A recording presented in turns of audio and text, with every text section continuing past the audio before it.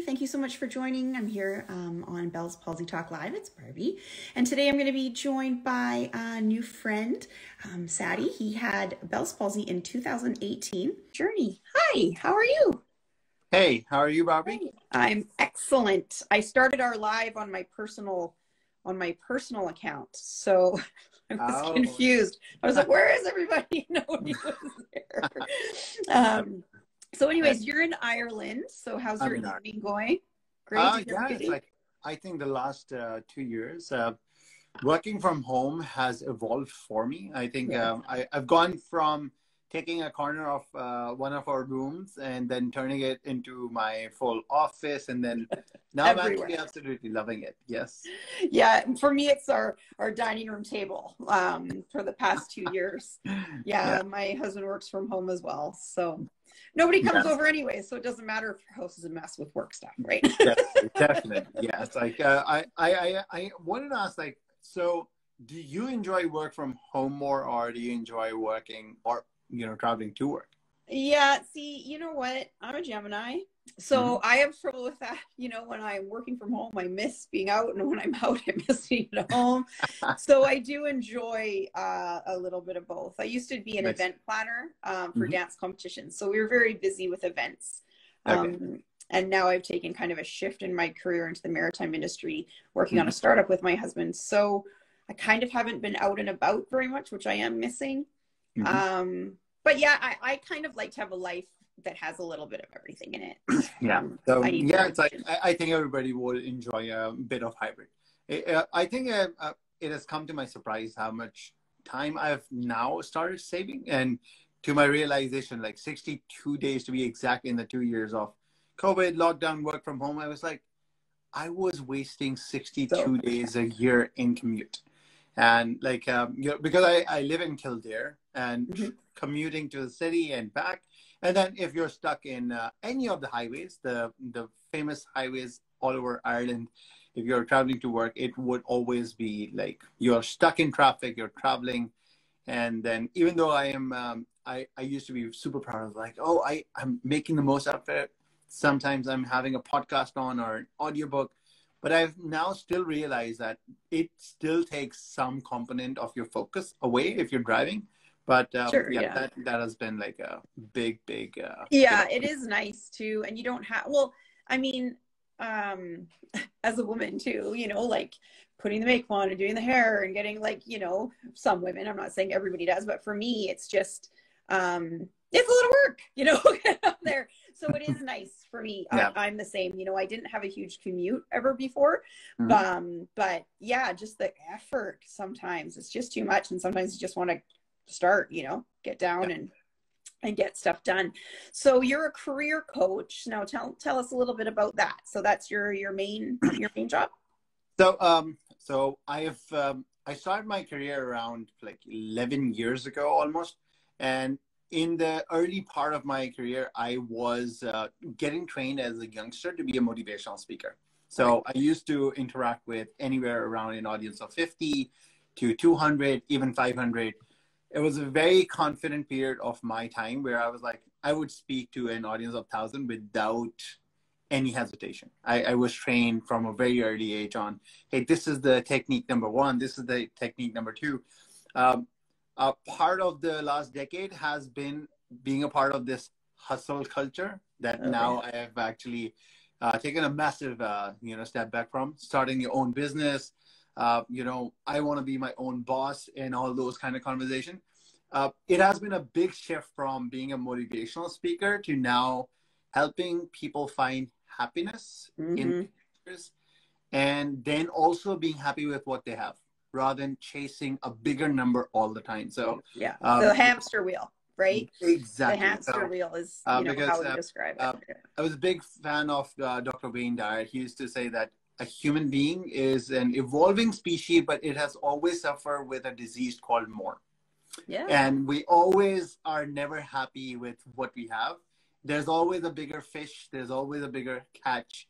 And we keep chasing. And I think, 2018, the story which allowed me to connect with so many other, amazing stories has been that factor where I realized that this was the way I was listening to your very first Bell's Palsy talk, the way you said that when you don't take time for yourself, the universe decides that, okay, I'm going to put some sense into you and I'm going to give you the break that you have been avoiding for a long time. So that was a reality check that I got.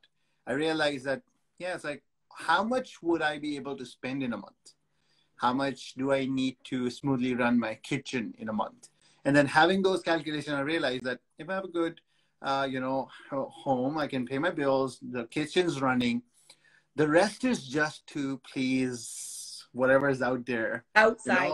Yeah, whatever's out there to Yeah. just either find myself to associate with others or be able to brag to others, like, look at what is parked outside rather than, what is inside me. And that has been a big realization over the, but it was initially a motivational speaker. I still enjoy motivating people, but a big component of that, from being a motivational speaker and then mostly focusing on how can I inspire and get a cheer or get a standing ovation, has been how can I change one life at a time, make that difference.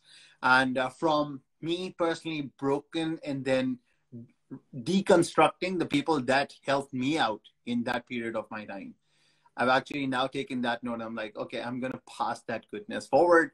And yeah, it's like, there's no competition. This entire week, the only thing I'm doing is my 9 to 5 job. And then just this, I decided that, hey, I need a break, cancel all my, online podcast episodes. I reached out to all my friends. I was like, hey, if it's okay, let's move everything next week. And now this has become a major part of my life. Like, well, and guess what? The world is still spinning, you know, and that's what we learn after, we have Bell's palsy, and that's how I describe it. Got smacked upside the face, and the universe says, hey, guess what? When you're, I lied in bed for 2 weeks, because of the virus, and I was tired, whatever. And I had 2 young kids at the time, and my partner was very supportive, but it's like, guess what? World's still spinning, whether you do your podcast or do those, those social engagements that you probably didn't want to go to anyways, because you're too tired. And, we're honest with each other. So you setting that example and saying, hey, you know what? Like, I'm super run down this week, and being honest and saying, I don't want to. I don't want to go out, and that's okay. And I think that COVID really did bring that to us as well. So those of us who have gone through the Bell's palsy experience, and then also from COVID, we just have that in common, where it's like, it is not important. You're right. It doesn't matter what you drive. It doesn't matter how big your house is. You know what a big house is? More cleaning. You know, more bathrooms you got to clean. And, and those are the things that the inside, like, what really brings that balance and that, inner happiness really isn't all that outside stuff. I mean, it's nice. It's nice to have. But like you're saying, are you doing it for that outside standing ovation? Or are you doing it for that inside gratification? Exactly. That is like, I think it comes with time, with these experiences, and also, what was the frequency of that experience and the intensity that shapes your entire reality. For me, it has exactly been the same. Like, when I went through that, I realized, like, Facebook, 5,000 friends, like, nobody called. That's a big realization. Totally. In the last 3 years, I've deleted 4,000. It sounds insane for all the people listening. We do this. I know my amount of friends were way higher than maybe anybody here. I deleted 3,000 of them. I was following 1,500 Instagram accounts. I don't know what they were serving me, but one was maybe inspiring me to buy more. One was inspiring me to, spend more on stuff which will give me a day of dopamine hit. 1,000 of those accounts were just me comparing myself every day to, what is he driving? What is she driving?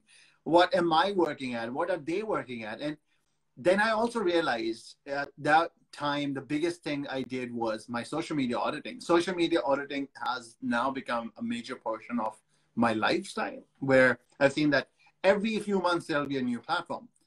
It's also good. You need to understand there's a portion of it that you enjoy. Then there's a portion of it which becomes the hamster wheel. So you need to understand, hey, what is this thing serving? If I am enjoying it, that's good. But the minute it switches from becoming an entertainment to how it starts controlling your decision making, we need to be very mindful of that. So we need to understand what's triggering, what's happening, and yeah, that has been now a major portion of like I I know do where I. agree. I do agree with that. And for me, the social media, you know, just along what you're saying is there's so many negatives, but there's so many positives, like this community that we're talking on right here. You know, you're in Ireland. I'd never be able to talk to you if there wasn't social media. But for me, what I find, especially in my life, isn't necessarily that I don't feel good enough. It's that I'm not doing enough. So I have these I have aspirations to have a TED Talk and to be an author and all these things. And I know I'll do them. But when I look at social media, it's almost like it makes me panic because I'm like, okay, oh my gosh, all these other people are doing further it ahead than me. fast. And so for me, that's an aspect of that too. So I'm really careful. I mean, I do enjoy following people because I want to be motivated and be inspired. But like you're saying, as soon as that shift happens inside, like in the stomach or in the gut, it's time to either unfollow or just turn it off. You know, that's a very good point. And I would like to ask, so do you have a threshold that you have limited yourself with? Because now what I've done is I've given myself a threshold.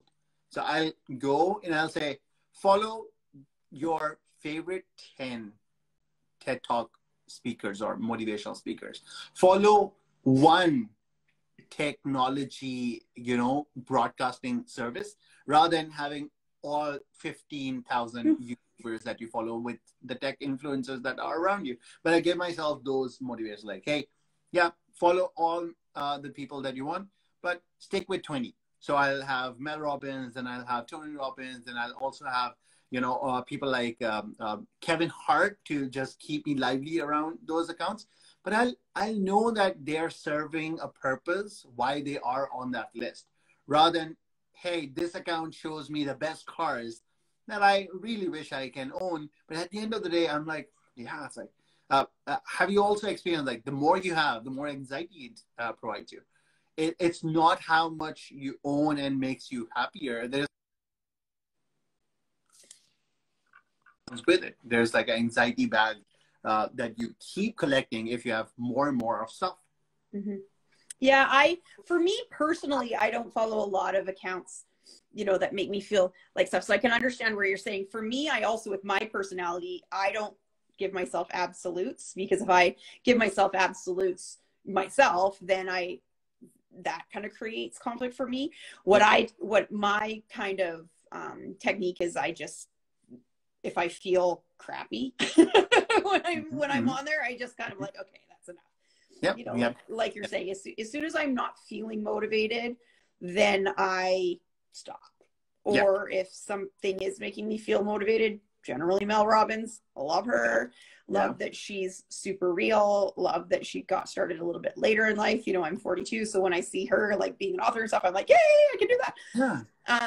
So she keeps me very motivated and real and grounded. But then I can start feeling myself being like, I haven't started yet. And then that's it, And so, but I do like that technique. That might be good for certain people, is to just say, hey, these are the certain types of accounts, like you're saying, something that makes me feel like I don't have enough.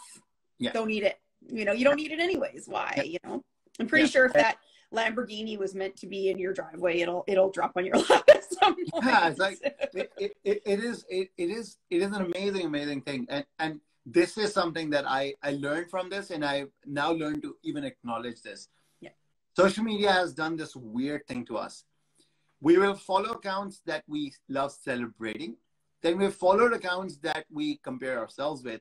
And the last is we follow a lot of accounts for no effing reason. And I don't know why. Yeah.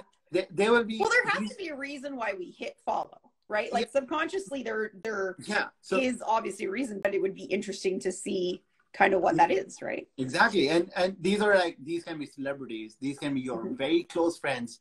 These can be people that you internally very much hate, and you want to just keep an eye on what they're doing. And I don't know, it's like, this never happened. Imagine if you had a choice to, be in a house with your friends, but also stalk the people that you really did not like in the office or at, certain, college or university. You would never do that. But social media now has allowed you to keep an eye on, hey, I don't like this person, but I'm going to keep an eye. I'm going to follow. I'm literally going to torture myself. Torture myself. And, Like, we do I this. say this to my kids, like going through a breakup or something in college. Mm-hmm. I 100% would have followed that person and tortured myself. So why do we do that? Like, it's not worth it, and especially like, we were saying before, waking up, having a paralyzed face, going through COVID. I think we really need to just get back to our roots, like, like you were saying, and let's just focus on things that make us feel good and happy. Yeah. Exactly. Exactly. And there's always a better replacement of these times. Like this time that you impress, I always say, like, I'll follow people. I'll take a lot of time now to follow people, because I'll always ask question, am I following them to just keep an eye on them, or am I going to celebrate their wins?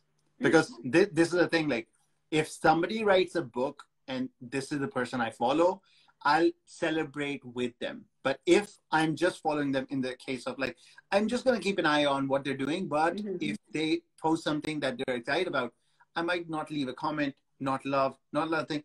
That is a big question mark. Why am I actually following this person? Yeah, because that's a great point. Yeah. And that is where I would retrieve and say, there is a question mark that needs to be served within myself. I need to find what is my internal trigger that wants me to do that. And that is where the disposition comes in, like, hey, try and minimize this.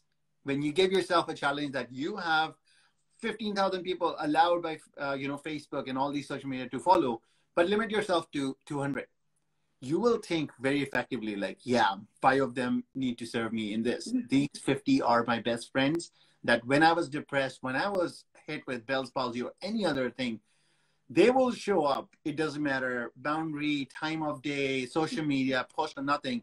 If you disappear, they'll give you a call. Hey, Barbie, where are you? Yeah, I haven't noticed. Even when I have close friends like that, a lot of my really close friends aren't like around me, like physically. And, whether they're from college or things that I keep touching, and they'll even say, hey, we noticed you haven't posted in a while. Like, are you okay? Like I get kind of that once in a while. And, that especially during COVID, we closed my family business, and my mom, my sister and I, and it was a very, very hard time. So yeah, those people that reach out and kind of even notice that you're missing, and, online or not. And those are the types of people, like a lot of times, even people with Bell's palsy, they get Bell's palsy and don't even tell their family or their friends. And it's, that makes me. There's something that I'll share. So the post that I made was a post that I've almost deleted like 20-30 times. I always wanted to post this, but I'm a part of this group called By the Regular People that are always encouraging people to create content. And when I told this, like, they were like, hey, Mac, you post every single day, so you're welcome. I was like, no, I'm going to share an inner fear. There's a post that I deleted 20 times already. And that's a post every once in a while. I write, I post. But before clicking post button, I just don't do it. I don't know. I don't feel comfortable about it. And then they motivated me to post about it. The best part is a lot of my best friends that were with me through that experience did not know I was going through that experience. But they did not know because they were checking in like, hey, Mac, how are you doing? Haven't seen you post in a while. Haven't spoken to you in a while. Just wanted to, leave a voice note saying, how are you doing? I know that you must be doing something amazing, awesome. But these were very much motivational for me in that time when I was recovering. And I didn't have to tell them like, hey, this has happened. I'm going through a very terrible patch of my life. But it was just like, just having 2 minutes audio message conversation or just calls was very much filling me up with the joy that I needed to just come out of that dark period. Yeah, well, you just need to feel important in people's lives, and that doesn't necessarily take a lot. And I think that that's maybe one of the big things that we can take away from our talk today too. I love that we talked about social media, and let's just focus on things that make us happy, accounts that make us happy, make us feel like we belong somewhere in this world. But then that also ties that into is to maybe also really notice how other people did that for us and say, hey, this person's going through, a bad time. A friend of mine yesterday, I just heard that she's leaving her husband. And my instinct was like, oh, I don't want to bother her. She's probably really stressed and I don't want to like upset her. But I'm like, what? Of course I would want somebody to call me and say, hey, just checking in. How are you doing? I've been through it. And I just encourage, you know, people, especially when we've gone through such trauma, something like waking up with a paralyzed face, you know, we kind of understand. And to me, that brings a little bit of responsibility to kind of help out people who are going through similar things. I feel that way. And that's why I just really love our community that we're building here. Yeah, I totally agree with you. I think one of the biggest things that changed from my side, I'm now known to the fact that I was saved by a lot of people that reached out to, they don't know, but their small messages, small positivity, small text message felt like they were pulling me out of that, you know, dark cave that I was in. And now every once in a while, my old colleagues, friends that I've not spoken, will receive a voice message or something. Hey, we haven't spoken in a while. I'm going to just rant about this because I feel like it. Just want to know how you're doing. And they will always come back saying, hey, it was such a pleasure. Yeah, we've been busy, but yeah, so good to hear your voice. But now I do that actively. And everybody that I know has gone through some kind of experience like this. They now take the responsibility of reaching out, which is so good. Mm-hmm. And I think that, yeah, like I think just where we're describing it as responsibility, to me, it's not a weight of responsibility. It's a pleasure, me having these talks. And when people message me and say, oh, you know, that really helped me, that to me is an honor to be able to do that. Yeah. And I've really appreciated having you on today and tonight for you. And I look forward to connecting more. I love your positive attitude. I love that you were brave and put those posts on, because I think that that really allowed you to heal more, and obviously have made some really positive changes in your life. That's really inspirational to me. And I look forward to connecting more and having you back on again. Thank you very much for that, Barbie. I would say that, in fact, that week that when I opened up to my, you know, closer community of friends, and then also later that week, I also saw another post. I think the lady's name is Jeanette. She posted on LinkedIn about her experience and how she has recovered, but now she is also running another community.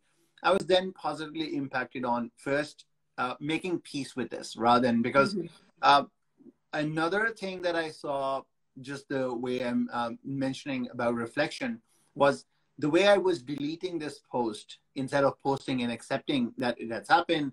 Now I've come out, evolved, I'm a different person, was not making peace with it. I had hidden this fear or whatever experience or trauma it was in a closet, and I was not feeling like I want to make amends with it. And I think this was when I posted about this, the amount of people that reached out that, hey, what was your experience like? So I had pain in my ear, and somebody was like, I had pain in my eye. And I was like, no, mine was very different. It started with an oral infection. Like for me, the entirety of my tongue burned out. And then it started like that. But for us, a lot of our symptoms and you know, experiences might be different. But at the end of it, it was always coming to the same 5-6 factors, which was stress, not giving yourself enough time, not taking care of yourself, always constantly looking at, like, we want to do this in a way that we want to be a part of this hustle culture. Like, if I've not made $1 million this year, maybe next year. If not, I'm going to just kill myself by working. So, you know, it was just that kind of lifestyle. But, yeah, not enough. I'm not enough. I'm not doing enough. I'm not being enough. Exactly. I'm not further enough and, you know, further along in life. And I, hands down, every single person that I've had speak on this Bell's Palsy feed says the same thing. So we're all in the same boat. And I think that us continuing to support each other to find that balance of, obviously, you know, we want to strive and we have our goals, but I'm really feeling now the slowing down gets you there faster. You know, I'm really finding that, you know, and I think that we can really support each other that way. I'm just loving the self-care support that we're giving each other in this community, and you obviously support your clients and your community that way as well. at the end of the day, it's like, hey guys, if I did not take this week out for myself, then I'm not going to be in the best position to come and guide you. Mm-hmm. That's one of the biggest factors. Second, I never took my smile as a superpower before I lost it. So, you know, that the thing that you mentioned, that you woke up and all of a sudden you realize that you have lost your expressions. I was at a restaurant with my wife and she told me like, oh, you're smiling from one side. And it was like the beginning of, you know, Right. that happening. I was like, oh, what's happening? So, you know, put a camera to my face. I'm like, yeah, there is something. So, you know, maybe it's something, you know, happening. I was trying to then, you know, squeeze my muscle, exercise, and, Yeah. you know, just move my muscle left, right, and everything. Yeah, it was very slight. Within a matter of 48 hours, I lost my entire one side's Yeah. complete strength. And then that was a moment where I realized that, oh, wow, it's like that was what struck me super hard. Uh, Yeah. Again, I was also the same way as you mentioned, like I was in bed for 2.5 weeks on multiple, I would say, medicine. I don't even remember. So it was Mm-hmm. antiviral, steroids, it was vitamin D. It was like I was taking 16 pills a day, but it was the strength that I had lost. I was like, if I can't smile, and you know, I am looking at something which is completely different in the mirror. First of all, I realized that, oh my God, it's like depression is real. So I've seen so many people talk about it, but oh, depression is real. And I didn't want to feel like getting up from the bed. I didn't feel like talking to my best friends. I didn't want to even press the answer button on the call. So, guys, anybody that Mm-hmm. is listening, if you are going through that experience, your friends might make you feel like they're ignoring you, but you can't. You don't even have the power to press the, you know, Mm-hmm. answer button and take up that call, because you're like, what am I gonna tell this person? And then from that point onwards, like when I realized that, oh my God, I can speak to 1,000 people, but now I don't want to face a single soul, like not Mm-hmm. even taking their calls, not showing up on, you know, social media.